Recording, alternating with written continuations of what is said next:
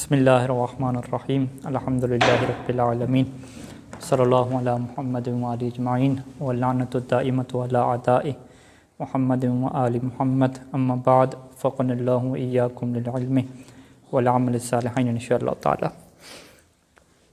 گفتگو کا جو موضوع ہوگا ابھی کچھ دروس میں ہمارے کہ اخباری اور اصولی علماء میں تقلید کے حوالے سے کیا اختلاف رہے ہیں۔ سب سے پہلے جس سوال کے اوپر ہم یہ گفتگو رکھیں گے کہ تقلید اور فتویٰ طلب کرنا، افتاء فتویٰ دینا، استفتاء فتویٰ لینا، اس کے اوپر عمل کرنا، یہ جو تقلید کا طریقہ کار ہے کیا یہ شیعہ کے تمام علماء کا اتفاقی نظریہ ہے یا اس میں اختلاف ہے؟ اس سوال کا جواب یہ ہے کہ تشیع کا جو اتفاقی نظریہ ہے اور اجماعی نظریہ ہے وہ یہی ہے کہ تقلید عوام کے لیے ضروری ہے، اور جو اس نظریہ کے مخالف ہے اس کو شاذ شمار کیا جاتا ہے، شاذ اور نادر۔ جیسے آپ تحریف قرآن کے حوالے سے کہیں کہ تحریف قرآن میں جو شیعہ علماء کا اجماعی موقف ہے اور مشہور موقف ہے کہ قرآن مجید میں تحریف نہیں ہوئی، اور کچھ شاذ اور نادر لوگ ایسے ہوں گے شیعہ علماء میں سے جو یہ کہیں گے کہ تحریف بمعنی نقص کے ہوئی ہے۔ تو اب ہمیں یہ دیکھنا ہے کہ تقلید کے مخالف کون سے علماء اور فقہا رہے ہیں، اور اگر وہ تقلید کے مخالف رہے ہیں تو پھر ان کا کیا نظریہ تھا کہ اگر ایک عام انسان تقلید نہیں کرے گا تو پھر وہ کیا کرے گا۔ سب سے پہلے ہم اس نقطے کی طرف چلتے ہیں کہ کیا یہ تقلید اجماعی نظریہ ہے یا اجماعی نظریہ نہیں ہے، اس کے بارے میں ہمارے قدیم فقہا نے کیا لکھا۔ تو یہاں پہ سب سے پہلا جو حوالہ ہے وہ سید مرتضیٰ کا ہے علیہ الرحمہ، جو 436 ہجری کے متوفی ہیں۔ ان کی یہ عبارت ہے اپنی کتاب الذریعہ میں، الذریعہ جلد 2 صفحہ نمبر 796 سے لے کر 797 تک، یہ ان کی عبارت ہے کہ انہ لا خلاف بین الامت، لا خلاف بین الامت، کہ امت کے درمیان کوئی اختلاف نہیں ہے، چاہے آپ قدیماً پرانے لوگوں کو دیکھ لیں یا حدیثاً یا نئے لوگوں کو دیکھ لیں۔ اختلاف کس بات میں نہیں ہے کہ علی وجوب رجوع العامی الی المفتی، کہ جو عام انسان ہے اس کے لیے واجب ہے کہ وہ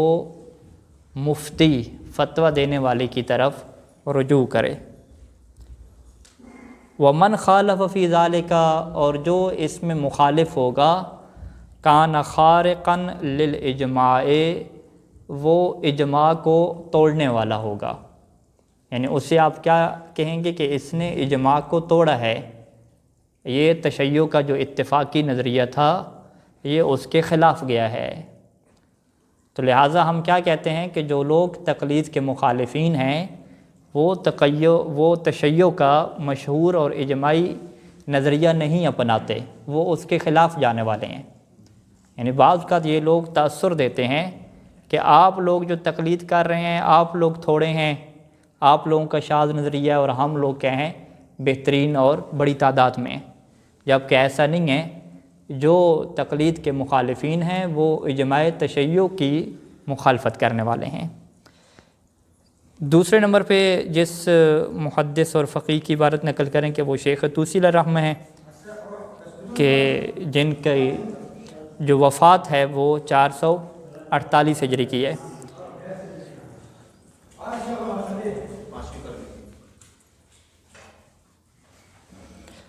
اچھا، 448 ہجری کی وفات ہے، اور انہوں نے اپنی کتاب جو اصول میں لکھی انہوں نے العدہ فی اصول الفقہ جلد 2 اور صفحہ 729 سے 731 تک، یہ ان کی ایک عبارت ہے کہ جس میں وہ یہ کہتے ہیں کہ والذی نذهب الیہ، کہ جس نظریے کی طرف ہم جاتے ہیں وہ نظریہ کیا ہے کہ انہ یجوز للعامی،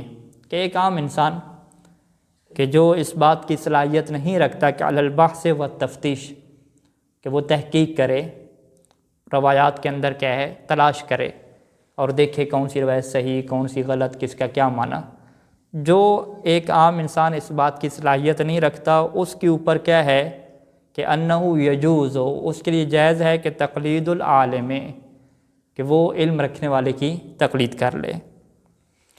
اچھا، اس کے بعد وہ کہتے ہیں کہ اس کے اوپر ہمارے پاس دلیل بھی ہے، اور وہ دلیل شیخ طوسی علیہ رحمہ کیا بیان فرماتے ہیں کہ انی وجدت عامۃ الطائفۃ، کہ میں نے جو اپنا طائفہ اور اپنا گروہ ہے تشیع کا، اس میں سے سب لوگوں کو عمومی طور پہ یہ دیکھا ہے من عہد امیر المؤمنین علیہ السلام، امیر المؤمنین علیہ السلام کے زمانے سے لے کر الی زماننا، ہمارے زمانے تک، یعنی مولا علی علیہ السلام کے زمانے سے ہی تو یہ اختلاف شروع ہوا کہ کون ہیں جو مولا علی علیہ السلام کی ولایت کو ماننے والے ہیں اور کون ہیں جو نہیں ماننے والے۔ تو وہ یہ کہتے ہیں کہ اگر آپ اپنے طائفہ اور اپنے تشیع کی بات کرتے ہیں تو تشیع جب سے شروع ہوئی، ٹھیک ہے، یعنی جب پریکٹیکل طور پہ لوگوں کے اندر یہ انکار کی کیفیت سامنے آئی کہ کون ہیں کہ جو امیر المؤمنین السلام کو چھوڑ کے وہ جو ثلاثہ ہیں خلفائے ثلاثہ، ان کی خلافت کو قبول کر رہے ہیں۔ تو وہاں پہ میں نے دیکھا کہ مولا علی کے زمانے سے ہی لے کر الی زماننا ھذا، آج تک کے زمانے تک کیا ہو رہا ہے کہ یرجعون الی علمائہا، کہ یہ گروہ کیا ہے، اپنے علماء کی طرف رجوع کرتا ہے۔ وَيَسْتَفْتُونَهُمْ، استفتاء کیا ہوتا ہے، فتویٰ طلب کرنا، اور یہ اپنے علماء سے فتویٰ طلب کرتا ہے احکام میں اور عبادات میں۔ وَيُفْتُونَهُمْ الْعُلَمَاءُ فِيهَا، اور ان کے جو علماء ہیں وہ بھی اسے احکام اور عبادات میں فتویٰ دیتے ہیں۔ تو یہ تو باقاعدہ امیر المؤمنین السلام کے زمانے سے یہ نظام چل رہا ہے کہ مفتی حضرات ہیں اور مفتیوں کے پاس جاتے ہیں، فتویٰ لیتے ہیں اور اس کے اوپر عمل کرتے ہیں۔ یعنی یہ نظام ایسا نہیں ہے کہ آپ کہیں کہ امام زمانہ عجل اللہ فرج شریف کی غیبت کے زمانے میں شروع ہوا یا غیبت کبریٰ کے زمانے میں شروع ہوا، نہیں، یہ جب سے تشیع ہے تب سے یہ نظام موجود ہے کہ علماء سے فتویٰ لیا جاتا ہے اور اس کے اوپر عمل کیا جاتا ہے۔ تو یہ کون ہیں؟ شیخ طوسی علیہ رحمہ یہ کہہ رہے ہیں کہ یہ عمومی جو ہمارا طائفہ ہے، عمومی سب لوگوں کا یہی نظریہ ہے۔ اچھا، اس کے بعد آ جائیں جی محقق حلی علیہ الرحمہ، یہ 676 کے متوفی ہیں، اور انہوں نے کتاب معارج الاصول میں جو ہے اس بات کو نقل کیا ہے کہ اس میں انہوں نے کہا کہ جو عالم فتویٰ دیتا ہے عام انسان کے لیے اس کے اوپر عمل کرنا جائز ہے۔ تو انہوں نے یہ لکھا کہ اتفاق و علماء الاعصار، یا کچھ نسخوں میں امصار ہے، علی الاذن للعوام فی العمل بفتوی العلماء من غیر تناکر، کہ یہ تمام زمانے کے علماء کا اتفاق رہا ہے، یہ تمام شہروں کے علماء کا اتفاق رہا ہے کہ عوام کے لیے یہ کام جائز ہے کہ وہ کیا کریں، اپنے علماء سے فتویٰ لیں اور اس فتویٰ کے اوپر عمل کر لیں، من غیر تناکر، اس میں کسی بندے نے کوئی انکار نہیں کیا۔ وقد ثبت ان اجماع اہل کل عصر حجہ، اور پھر انہوں نے کہا کہ یہ بات ہمارے نزدیک ثابت ہے کہ ہر زمانے کا جو اجماع ہوتا ہے وہ حجت ہوتا ہے۔ یعنی یہ بھی اسی بات کو بیان کر رہے ہیں کہ اپنے علماء سے فتویٰ لینا اور اس کے اوپر عمل کرنا یہ تمام علماء کا اتفاقی نظریہ ہے، لہٰذا اس کے جو خلاف جائے گا ہم اسے کیا کہیں گے، یہ اجماع کے خلاف جا رہا ہے۔ اچھا، اسی طریقے سے انہوں نے آگے اس کے اوپر دلیل بھی قائم کی کہ اگر ایک بندے کے لیے خود سے دلیل کو جاننا اور دلیل میں تحقیق کرنا ضروری ہو تو جب اس سے وہ واقعہ پیش آئے گا، فرض کریں اس نے میت کو دفنانا ہے، اب میت کو دفنانے کے لیے اس کا غسل، حنوط، کفن، قبر بنانے کے طریقے، اس کو لٹانے کے طریقے، کیا کرنا ہے، بہت سارے احکام ہیں۔ یا تو وہ کسی کے مرنے سے پہلے ہی جو ہے وہ تمام تحقیق مکمل کر چکا ہوگا عام انسان، کیونکہ کسی سے پوچھنا تو نہیں ہے فتویٰ، خود تحقیق کرنی ہے، یا جب وہ حادثہ پیش آئے گا تو اسی وقت وہ تحقیق کرے گا۔ اگر وہ پہلے اس کے لیے تحقیق کرنا ضروری ہو، یہ تو تمام علماء کہتے ہیں کہ پہلے کسی کے لیے بھی تحقیق کرنا ضروری نہیں ہے کہ وہ تحقیق کر کے رکھے کہ میت کو جو ہے وہ کس طریقے سے دفن کی جاتا ہے اور کیا اس کے احکام ہیں۔ کیوں؟ اس کی وجہ کیا ہے کہ اس کے لیے بہت زیادہ وقت چاہیے تحقیق کے لیے، اور بہت زیادہ وقت کا کیا مطلب ہے کہ ہر بندہ جو اپنی روزگار ہے پھر اس کو چھوڑ دے اور اسی تحقیق میں کیا ہے پڑ جائے۔ اب اس کے بعد ہم ایک اور نظریہ ذکر کریں گے کہ کچھ لوگوں کا یہ نظریہ ہے کہ دینی احکام میں تحقیق کی ضرورت نہیں ہے، 2 اور 2 4 کی طرح چیزیں واضح ہیں۔ جیسے آپ توضیح المسائل پڑھتے ہیں، وہاں بھی آپ کو اگر مسئلہ تھوڑا بہت سمجھ نہیں آتا تو ایک عالم دین سے پوچھ لیتے ہیں، وہ آپ کو وضاحت کر کے بتا دیتا ہے، بات ختم ہو جاتی ہے، اس میں کون سے لمبی چوڑی تحقیق ہوتی ہے۔ اسی طریقے سے فقہی احکام کو حاصل کرنے کے لیے روایات میں بھی لمبی چوڑی تحقیق کی ضرورت نہیں ہے، یعنی جن بندوں کو روایات کا علم نہیں ہے وہ یہ ایسی بات کرتے ہیں۔ تو یہاں پر بھی یہی فرما رہے ہیں محقق علی رحمہ کہ اگر واقعہ پیش آنے سے پہلے آپ اس سے کہتے ہیں کہ سب لوگ تحقیقیں اپنی کر کے رکھیں، تو اس کا واضح مطلب ہے کہ پھر سارے لوگ اپنے روزگار کو سائڈ پہ لگائیں اور مکمل تحقیق کی طرف بڑھیں، اس میں احادیث کا علم، کتب کا علم، راویوں کا علم، حدیث کو جمع کرنے کا علم، مختلف ترجمے کا علم،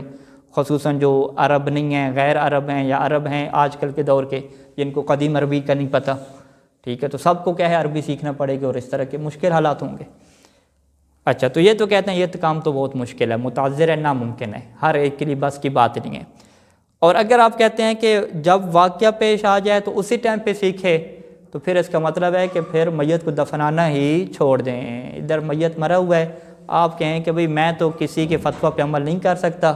جب تک میں خود تحقیق نہیں کر لیتا، سارے کے سارے احکام ملا دے، اس کو ادھر رکھیں، اب وہ تحقیق کرنے حوضے میں چلا جائے، مدرسے میں چلا جائے اور اس بیچارے کو کیا دفن نہ کریں۔ تو یہ کہتے ہیں کہ واضح سی چیز ہے کہ آپ کو کسی نہ کسی کی تحقیق کے اوپر بھروسہ کرنا ہوتا ہے۔ اچھا، اس کے بعد آ جائیں اگلے زمانے میں 786 ہجری میں شہید اول کا نظریہ۔ شہید اول نے بھی اسی بات کو بیان فرمایا کہ یہ اجماعی نظریہ ہے، اور انہوں نے اس بات کو کہاں پہ لکھا جی، ذکر شیعہ کی جلد اول میں صفحہ 42 میں، کہ وہ کیا لکھتے ہیں کہ کہا کہ کچھ لوگ کہتے ہیں کہ حلب کے کچھ فقہاء ہیں، وہ کہتے ہیں کہ تقلید جو ہے وہ ضروری نہیں ہے، لیکن یہ نظریہ ان کا اکثر علماء امامیہ کے برخلاف ہے۔ وَيَدْفَعُهُ إِجْمَاعُ السَّلَفِ وَالْخَلَفِ عَلَى الْإِسْتِفْتَاءِ مِنْ غَيْرِ نَكِيرٍ، کہ ان کے اس شاذ نظریے کو ختم کر دیتی ہے۔ کون سی بات؟ کہ اجماع السلف والخلف، کہ گزشتہ علماء کا بھی اجماع رہا ہے اور خلف جو ان کے بعد میں آئے ہیں ان کا بھی اجماع رہا ہے۔ کس بات کے اوپر؟ کہ استفتاء ہوتا تھا جی، استفتاء یعنی فتویٰ لیا جاتا تھا، اور کسی نے آج تک ان کی بات کو انکار نہیں کیا، رد نہیں کیا۔ تو اس کے بعد صاحب المعالم نے اسی طریقے سے نقل کیا، انہوں نے بھی کہا کہ تمام علماء کو جو ہے وہ اتفاق ہے، ٹھیک ہے، ان کے الفاظ بھی کیا ہے، اتفاق العلماء۔ تو یہاں سے ہمارے سامنے چیز آتی ہے کہ یہ جو اتنے بڑے علماء ہیں، شیخ طوسی علیہ رحمہ، سید مرتضیٰ جیسے، یہ شیعہ علماء ہیں نا، کوئی وہابی تھوڑی ہیں، ٹھیک ہے، یہ اپنی یہی شیخ طوسی علیہ رحمہ کے کتب اربعہ میں سے 2 کتابیں تو نہیں کی ہیں، ٹھیک ہے، جو یہ واضح طور پہ لکھ رہے ہیں کہ تمام علماء کا اتفاق ہے بھئی سب نے کیا کرنی ہے، تقلید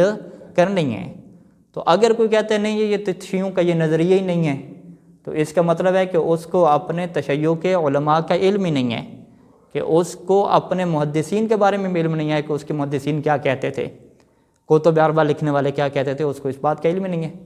جب کتب اربعہ لکھنے والے اور ان کے جو استاد ہیں سید مرتضیٰ جیسے، وہ سارے کے سارے کہہ رہے ہیں کہ تشیع کا اجماع ہے اس بات کے اوپر کہ تقلید کرنی ہے، تو لہذا جو اس کے خلاف جا رہا ہے اس کو اب شاذ و نادر کہیں، آپ اس کو بڑا نظریہ بنا کے کیوں پیش کر رہے ہیں کہ یہ جی بڑے تحقیقی لوگ ہیں اور بڑا نظریہ ان کا ہے، اصل نظریہ تشیع کا یہی ہے، وہ آپ کس جو ہے وہ منہ سے پیش کر رہے ہیں؟ وہ ظاہری بات ہے آپ اسی منہ سے پیش کر سکتے ہیں کہ جب آپ کہیں کہ یہ سارے تشیع کے علماء فاسق ہو چکے اور ان کو جو ہے کچھ دین کا پتہ ہی نہیں ہے، اصل جو دین کا پتہ ہے وہ ہمیں ہے، ٹھیک ہے۔ جیسے وہ ایک مومن کا مجھے واقعہ یاد آ رہا ہے، وہ آیا ادھر تو وہ کربلا میں جب جماعت ہو رہی تھی بین الحرمین، تو وہ نماز نہیں پڑھ رہا تھا، ٹھیک ہے، تو برادران کہا کیوں نہیں نماز پڑھتے؟ کہتے ہیں یہ سارے کے سارے وہابی ہیں، ٹھیک ہے، نماز میں جو علی کی گواہی نہیں دیتے، ٹھیک ہے، پھر یعنی عراق والے بھی سارے وہابی آپ نے دیکھ لیے، ایران میں جا کے بھی سارے وہابی دیکھ لیے، شیعہ کون سے ہیں؟ وہ پاکستان کے پنجاب کے جس گاؤں میں آپ بیٹھے ہیں بس وقت وہی شیعہ ہیں، ان کو ولایت علی کا پتہ ہے، باقی کسی کو بھی نہیں پتہ، ٹھیک ہے، اس طرح کی جو ہے وہ ذہن ہے۔ تو اسی طریقے سے جو تقلید کے مخالفین ہیں وہ بھی یہ سمجھ رہے ہیں کہ اصل نظریہ تو تقلید کرنا حرام ہے نا، یہ وہ کہتے ہیں اصل نظریہ ہے، تو جو تقلید کو جائز کہتے ہیں یا تقلید کو واجب کہتے ہیں، وہ کہتے ہیں یہ تو کسی کھاتے میں نہیں ہے، حالانکہ وہ خود بڑے بڑے محدثین ہیں اور تشیع کا اجماع کیسی بات کے اوپر ہے۔ اچھا، اب ہم چلتے ہیں کہ اس نظریے کے خلاف کون ہے۔ ٹھیک ہے جی،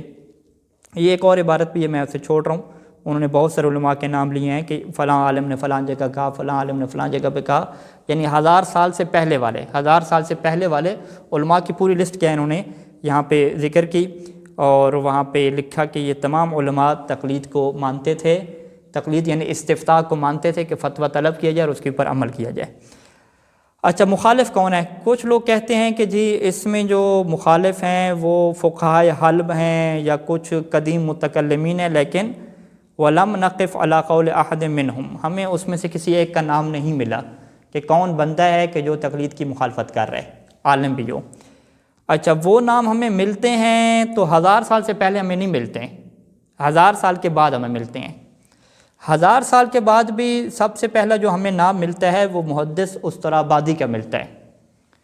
محدث استرابادی 1033 میں انہوں نے ایک پوری کتاب لکھی اصولی علماء کے خلاف، جس کا نام الفوائد المدنیہ رکھا۔ تو فوائد المدنیہ میں انہوں نے اس نظریے کو پیش کیا کہ تقلید کرنا تو حرام ہے، اجتہاد کرنا تو حرام ہے، لہٰذا ہم جو ہے وہ کسی کی تقلید نہیں کریں گے۔ تو پس نتیجہ کیا نکلا کہ 1000 سال سے پہلے والا کوئی آپ کو عالم نہیں ملتا تشیع کا، جس کا آپ کو باقاعدہ نام پتہ ہو، اس کی کتاب پتہ ہو کہ اس نے اس کتاب میں فلاں صفحے پہ لکھا ہے کہ تقلید کرنا، یعنی تقلید کرنا کیا مطلب؟ کسی سے فتویٰ لینا، کسی قابل اعتماد فقیہ سے فتویٰ لینا، شرعی حکم معلوم کرنا اور اس کے مطابق عمل کرنا، یہ حرام کام ہے، یہ آپ کو کوئی نہیں ملے گا۔ یہ کب ملے گا؟ 1000 سال کے بعد جب سفر شروع ہوگا۔ تو 1000 سال میں سب سے پہلے نمبر پہ جو بڑا نام آئے گا وہ محدث استرابادی علیہ الرحمہ کا آئے گا،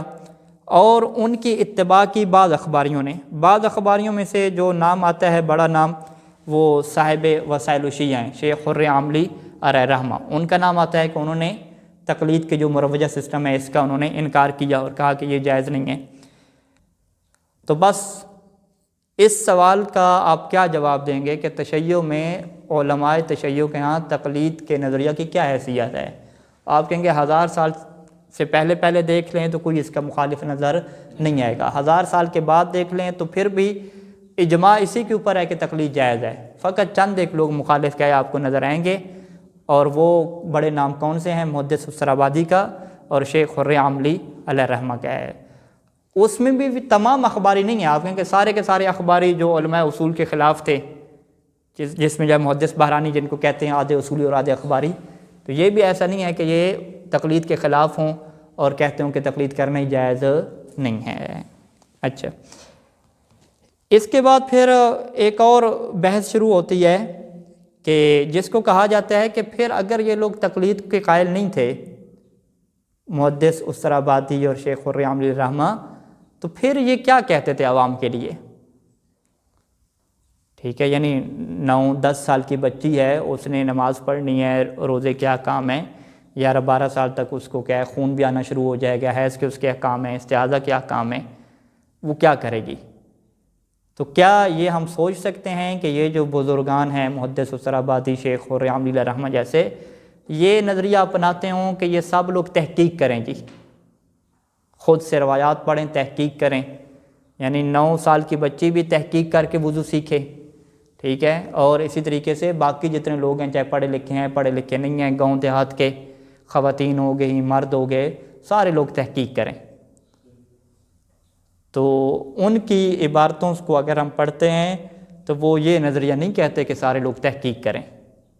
ٹھیک ہے، بلکہ وہ کیا کہتے ہیں؟ وہ کہتے ہیں کہ ہم یہ کہتے ہیں کہ فقہاء کے پاس جائیں تو ان سے فتویٰ نہ پوچھیں، ان سے دلیل پوچھیں، روایت پوچھیں، انہیں کہیں کہ بھئی میں نے وضو کرنا ہے تو آپ مجھے وضو کا طریقہ بتائیں، لیکن روایت کے ساتھ، پوری روایت کے ساتھ سنیں۔ یعنی پریکٹیکل کیسے ہوگا کہ اگر ہم فقیہ سے وضو کا طریقہ پوچھتے ہیں تو فقیہ ہمیں بتاتا ہے کہ وضو میں آپ چہرہ دھونا آپ کے لیے واجب ہے، بازو کو جو ہے وہ اوپر سے نیچے دھو لیں، یوں سر کا مسح کریں، پاؤں کا مسح کر لیں، بات ختم۔ ان کے نزدیک جائیں گے تو وہ آپ کے سامنے روایت رکھیں گے، فرض کریں ایک پوری روایت جس میں پورا وضو کا طریقہ ہے کہ امیر المومنین علیہ السلام تشریف فرما تھے، جناب محمد ابن حنفیہ بھی ساتھ تھے، نماز ظہر کا ٹائم ہوا اور پھر انہوں نے پانی منگوایا، پانی کو دائیں طرف رکھا، پھر اس میں ہاتھ ڈالا، پھر یہ دعا پڑھی، پوری روایت سنانی ہے بھائی، ٹھیک ہے۔ پھر اس کے بعد مولانا نے چہرہ دھویا، پھر یہ دعا پڑھی، پھر بازو، یہ ساری کی طرح، تو یہ فرق ہوگا۔ یعنی جو غیر مقلدین ہیں، اگر ان کے نظریہ محدث اسرابادی اور شیخ خرم عامل رحمہ کو مانیں، تو اگر آپ ان سے وضو کا طریقہ پوچھیں گے تو وضو کا طریقہ آپ کو روایت میں سنائیں گے، اور جو ہمارے بچے ہیں اور جو ہمارے لوگ ہیں مقلدین، اگر ان سے آپ طریقہ پوچھیں گے تو وہ آپ کو طریقہ فتویٰ کی شکل میں سنائیں گے، ٹھیک ہے، وہ آپ کو توضیح المسائل کا طریقہ بتائیں گے۔ تو یہ بڑی زبردست بات ہے کہ ایک غیر مقلد بچہ جب آپ اس سے وضو کا طریقہ پوچھتے ہیں، اور وہ صحیح والا غیر مقلد بچہ ہے، صحیح والا کیا مطلب، جو دین پہ عمل کرتا ہے، تو وہ آپ کو جناب علی وضو کے طریقے میں جناب محمد ابن انفیہ کی روایت سنائے کہ انہوں نے کیسے وضو کو نقل کیا ہے کہ ان کے بابا امیر المومنین السلام کیسے وضو کیا کرتے تھے۔ تو یہ زبردست بات ہے۔ اسی وجہ سے ہم نے شروع میں کیا کہا کہ غیر مقلدین سے الجھنے کی ضرورت نہیں ہے، انہیں کہیں ٹھیک ہے دین پہ آپ نے عمل کرنا ہے نا۔ محدث اسرابادی شیخ خرم عامل رحمہ کیا فرما کے گئے ہیں کہ آپ نے فقہا سے جا کے روایت پوچھنی ہے، حدیث پوچھنی ہے، اور اس کے اوپر کیا کرنا ہے، عمل کرنا ہے۔ تو آپ اپنے فقہا تلاش کر لیں، ہمارے فقہا تو توضیح المسائل لکھیں گے نا، یہ تو فتویٰ بتائیں گے، یہ تو آپ کو حدیث نہیں بتائیں گے، ٹھیک ہے، آپ ان کو گالیاں وغیرہ دے لیں، وہ آپ کی مرضی ہے، آپ کی خواہش کے مطابق تو نہیں چل رہے، لیکن آپ نے دین پہ عمل کرنا ہے تو کچھ ایسے فقہا تو آپ کے پاس زندہ ہونے چاہیے، زندہ سلامت ہونے چاہیے، ان کی ویب سائٹیں ہونی چاہیے کہ جہاں پہ آپ اپنا مسئلہ شرعی بھیجیں تو وہ آپ کو بدلے میں کیا دیں، حدیث دے دیں، تو آپ وہ حدیث کیا رکھیں، یاد کر کے رکھیں۔ تو یہ بڑی زبردست بات ہے، اس سے اچھی بات کیا ہو سکتی ہے، ٹھیک ہے۔ اچھا، اب ہم یہ بحث اس کے اوپر کریں گے کہ اگر کوئی فقیہ حدیث دیتا ہے، دلیل دیتا ہے، تو کیا اس سے جو عام انسان ہے وہ دلیل کے ساتھ عمل کرنے والا بن جاتا ہے یا تقلید کے ساتھ عمل کرنے والا بنتا ہے؟ کیونکہ تقلید کا ایک معنی کیا ہے کہ بغیر دلیل کو جانے عمل کرنا۔ تقلید کا ہم نے کیا معنی بیان کیا تھا صحیح سے ثانی نے، کہ تقلید کیا ہے، مجتہد کے فتوے پہ عمل کرنا۔ اسی کو آپ الفاظ دیگر بیان کریں، بھئی فتوے پہ عمل کر رہے ہیں تو ہمیں پتہ ہے کہ اس فتوے کی کیا دلیل ہے، ہم کہتے ہیں ہمیں تو نہیں پتہ فتوے کی دلیل کیا ہے، لیکن چونکہ ہم اس فقیہ کو مجتہد سمجھتے ہیں، صاحب تحقیق سمجھتے ہیں، اور ہم اسے عادل سمجھتے ہیں، تو ہمارا اس کے اوپر اعتماد ہے کہ یہ فتویٰ اپنی جیب سے نہیں دیتا۔ لیکن اس فتوے کے اوپر کون سی روایت ہے، کون سی آیت ہے، اور کون روایات سے وہ نکالا گیا، یہ ہمیں نہیں پتہ بھائی، نہ خلاصے کے طور پہ پتہ ہے، نہ تفصیلی طور پہ پتہ ہے، واضح ہے۔ لیکن یہ جو غیر مقلدین ہوں گے، ان کو جب فقیہ فتویٰ بتائے گا، وہ فتویٰ کی شکل میں کیا بتائے گا، روایت بتائے گا نا، تو انہیں روایت پتہ چلے گی۔ تو کیا روایت پتہ چلنے سے یہ کہا جائے گا کہ یہ دلیل کے ساتھ عمل کر رہے ہیں، جبکہ جو ہم لوگ ہیں وہ بغیر دلیل کے عمل کر رہے ہیں، ٹھیک ہے؟ یعنی ایک اخباری آپ سے یہ کہہ سکتا ہے کہ بھئی ٹھیک ہے دین پہ ہم بھی عمل کریں گے، لیکن فرق کیا ہے کہ تم بغیر دلیل کے عمل کرتے ہو اور ہم کیا ہے دلیل کے ساتھ عمل کرتے ہیں۔ تو ہم کیا کہیں گے کہ تم بھی بغیر دلیل کے عمل کرتے ہو۔ وہ کہتے ہیں یہ کیسے، یہ میرے پاس روایت آ گئی، میں نے تو روایت سن لی، دلیل بن گئی۔ ہم کہیں گے کیا یہ روایت وضو کے طریقہ پہ دلیل بنتی ہے یا نہیں بنتی، اس کے اوپر آپ کی تحقیق ہے جناب علی یا تحقیق نہیں ہے؟ وہ کہیں گے اس میں کیا تحقیق کرنی ہے؟ ہم نے کیا اس میں تحقیق کرنی ہے کہ یہ روایت کون سی کتاب سے آئی ہے، اس کتاب کا لکھنے والا کون ہے، اس روایت کو بیان کرنے والا کون ہے، اس روایت کا ترجمہ صحیح ہوا یا صحیح نہیں ہوا،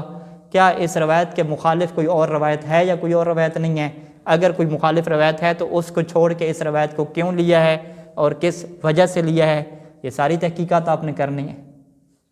آپ کہیں یار مجھے اس میں تحقیق کی ضرورت نہیں ہے، میرے فقیہ نے کہہ دیا کہ یہ روایت آپ لے لو، اس کا مطلب ہے کہ آپ فقیہ کی دلیل میں اس کی تقلید کر رہے ہیں، تو لہٰذا آپ بھی تقلید کر رہے ہیں، لیکن آپ کی تقلید کیا ہے؟ التقلید فی قبول الدلیل، التقلید فی قبول الروایہ، کہ آپ کون سی تقلید کر رہے ہیں؟ روایت کو قبول کرنے والی تقلید کر رہے ہیں۔ اچھا، اس وجہ سے ہم کیا کہتے ہیں کہ رجوع القول بمنع التقلید، کہ تقلید کو منع کرنے والا جو قول ہے وہ پلٹ جاتا ہے. کس طرح پلٹ جاتا ہے؟ کہ الی قبول التقلید فی الدلیل، کہ آپ تقلید فی الدلیل کر رہے ہیں، کہ آپ کسی کی دلیل کو بغیر دلیل کے مان رہے ہیں. وہ ایسی ہے کہ جیسے خطیب مجلس پڑھ رہا ہو اور وہ جناب علی کہے کہ ضرب یضرب ضربا فضربۃ علی افضل من یوم الخندق، ٹھیک ہے، ساتھ چھوٹی سی گردان ہی پڑھ لے، آپ کے جی مولا کی خلافت ثابت ہوگی، اس نے دلیل دے دی، ٹھیک ہے. یہ ایسی ہے کہ خطیب یہ بیان کرے کہ اگر کعبہ میں علی آ جائیں،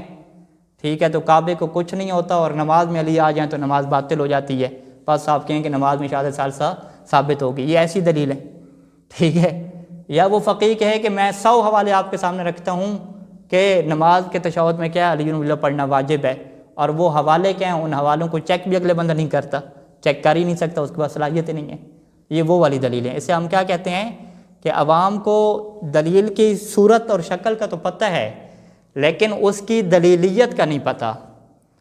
ٹھیک ہے. کیا وہ اس کی دلیلیت تمام ہے یا تمام نہیں ہے، یہ اسے نہیں پتہ. یعنی اسے دلیل کی شکل و صورت کا علم ہو گیا،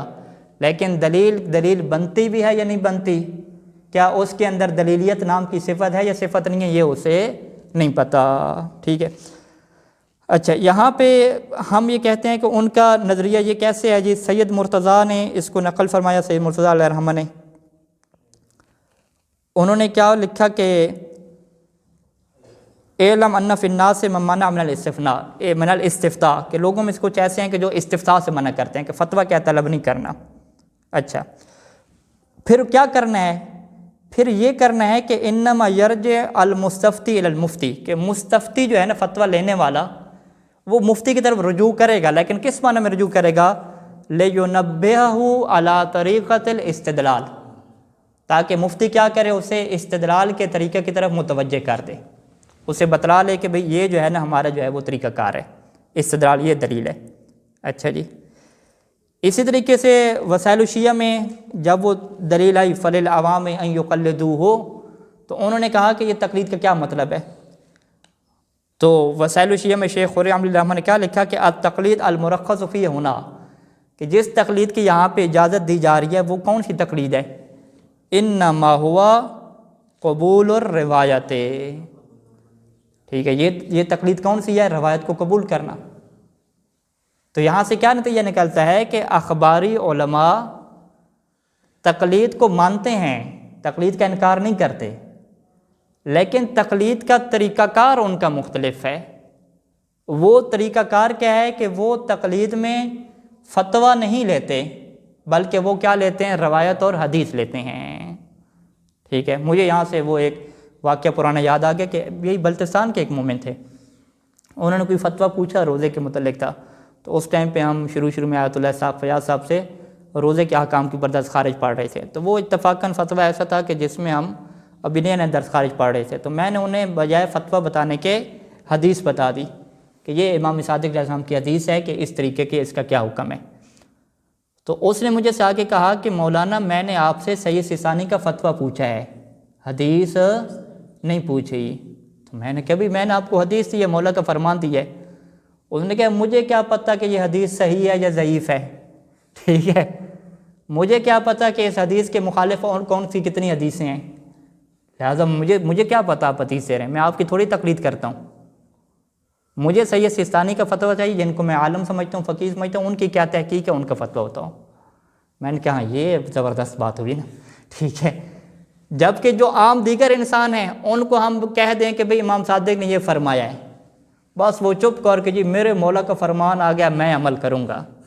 ان کو اس سے کوئی غرض نہیں ہے کہ یہ فرمان صحیح ہے یا صحیح نہیں ہے، اسے بیان کرنے والا راوی کون ہے، جھوٹا ہے، سچا ہے، سنی ہے، شیعہ ہے، فاسق ہے، کاذب ہے، کوئی اس سے غرض نہیں ہے. اس فرمان کے خلاف کیا ہے، کوئی غرض نہیں ہے. یعنی اس سے ہم کیا کہتے ہیں کہ تقلید کی بدترین صورتحال، کہ کوئی فیس بک پہ فرمان ڈال دے امام صادق کی طرف منسوب کر کے جی میرے مولا کا فرمان ہے عمل کرو چپ کر کے، اس میں یعنی یہ کوئی تحقیق ہی نہیں کر رہے کہ یہ فرمان بیان کون کر رہا ہے بھائی، ٹھیک ہے. جبکہ یہ جو بلتستان کا مومن تھا یہ کتنا ذمہ دار تھا، اسے پتہ تھا کہ روایات حدیث بہت ساری ہیں، ان میں تحقیقات ہوتی ہیں، لہٰذا میں مولانا کو پابند کر رہا ہوں کہ مجھے صحیح ثانی کا فتویٰ دیں بھائی، مجھے حدیث اور روایت سے سروکار نہیں ہے۔ کیوں؟ کیونکہ ہر حدیث میں کیا ہوتی ہے؟ تحقیق ہوتی ہے۔ تو بس ہم اس گفتگو کو یہاں تک مکمل کرتے ہیں، اور ہم کہتے ہیں کہ تقلید کی جو ہے وہ دو قسمیں ہیں۔ پہلی قسم کیا ہے کہ تقلید فی الحکم شرعی، جو ہم کرتے ہیں۔ دوسری قسم کیا ہے کہ تقلید فی الدلیل شرعی، دلیل شرعی میں کیا کرنا؟ تقلید کرنا کہ جو کون کرتے ہیں؟ اخباری کرتے ہیں۔ اس کے بعد یہ سوال ہے کہ کس کی تقلید بہترین ہے اور کس کی تقلید بہترین